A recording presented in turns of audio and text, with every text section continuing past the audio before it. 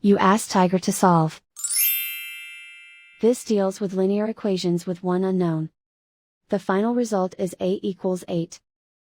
Let's solve it step by step. Simplify the expression. Expand the parentheses. Simplify the arithmetic. Group all constants on the right side of the equation. Add 10 to both sides. Simplify the arithmetic.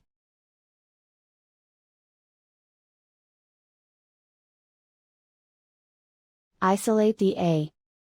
Divide both sides by 2. Simplify the fraction. Find the greatest common factor of the numerator and denominator. Factor out and cancel the greatest common factor. And so the final result is a equals 8.